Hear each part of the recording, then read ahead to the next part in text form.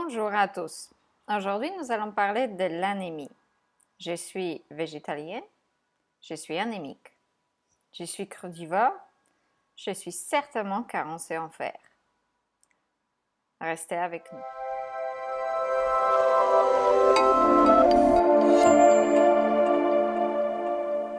Carolina, expert en nutrition végétale et vivante, je vous aide à acquérir les informations nécessaires pour pouvoir aider les gens à guérir grâce à la nutrition naturelle et végétale.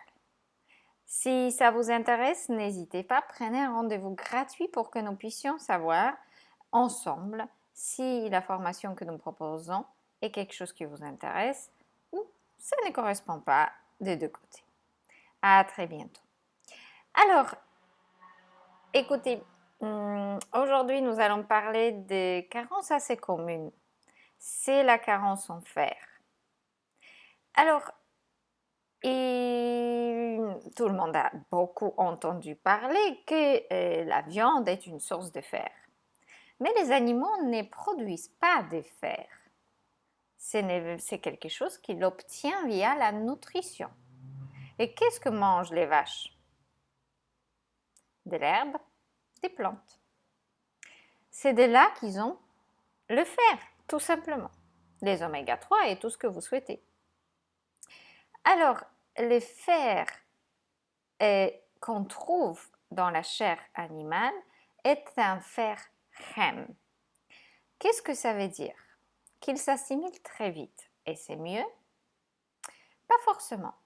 Parce que ça veut dire que notre corps ne peut pas lui-même décider quelle quantité il a besoin et quelle quantité il souhaite absorber.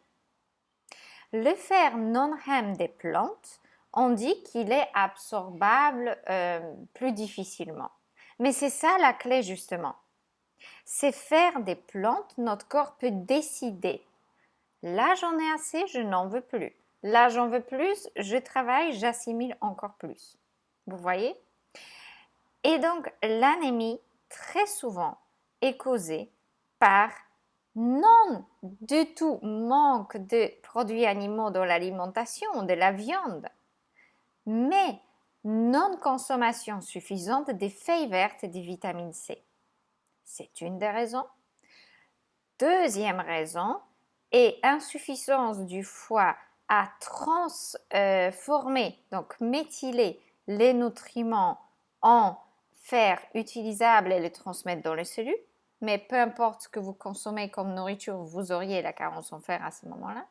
Et troisième raison également, c'est un manque de vitamine B12 qui rentre dans toutes les fonctions du foie. Et lorsque votre foie n'a pas le stock suffisant de vitamine B12, qui n'est pas non plus, ne provient pas d'alimentation, mais c'est une vitamine produite par les bactéries de votre tube digestif. Et donc, lorsque nous ne fabriquons plus cette vitamine, nous sommes carencés. Alors, ce n'est pas le test sanguin qu'il faut faire, c'est le test MMA. C'est une substance, un acide, d'accord, qui indique clairement que est-ce que nous sommes vraiment carencés ou pas en vitamine B12. Hein? Donc ça, vous pouvez discuter avec votre médecin.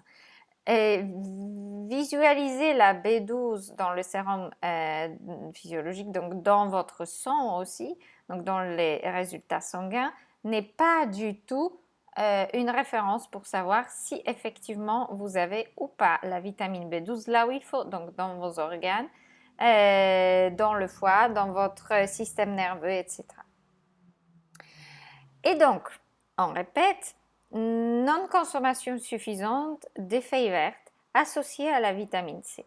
Donc, il suffit par exemple de couper un grand bol d'épinards, de la mâche, de salade, de persil, coriandre, etc., arrosé de jus de citron, ajouter du poivron ou encore des kiwis ou manger ça avec des fraises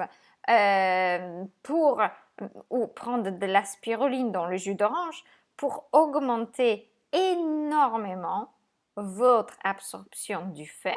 Donc, ça rend immédiatement ce fer beaucoup plus facile à assimiler pour notre corps. Et en plus, votre foie et votre corps peut gérer lui-même lorsque j'en ai assez ou pas. Pourquoi c'est important? Parce que le fer REM,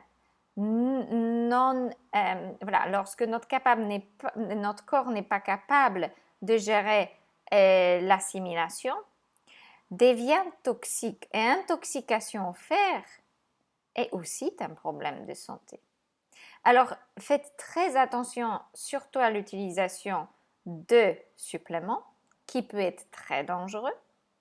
Et deuxième chose, à la consommation de la viande pour assimiler le fer, ce qui est totalement contre-productif. Donc, j'espère que là, vous comprenez mieux d'où vient, par exemple, votre problème d'anémie. Alors, c'est en plus dangereux de supplémenter les femmes enceintes avec le fer. Le fer qui n'est pas bioassimilable, qui n'est pas du tout à base de plantes, qui est une formule chimique de laboratoire. Il est idem pour l'acide folique, qui n'est pas le folate. C'est deux choses différentes. Donc, voilà, quelques secrets de nutrition à réfléchir pour vous aujourd'hui. N'hésitez pas à laisser vos commentaires. Vous avez quelques clés pour s'en sortir de l'anémie si c'est votre cas. Et juste pour vous dire, dans l'enfance, je mangeais de la viande comme tout le monde. J'étais constamment carencée en fer et l'anémique. Depuis que je suis végétalienne, je n'ai aucune carence en fer. Donc, est-ce que je suis anémique puisque je consomme une nourriture végétale pratiquement exclusivement crue? À réfléchir.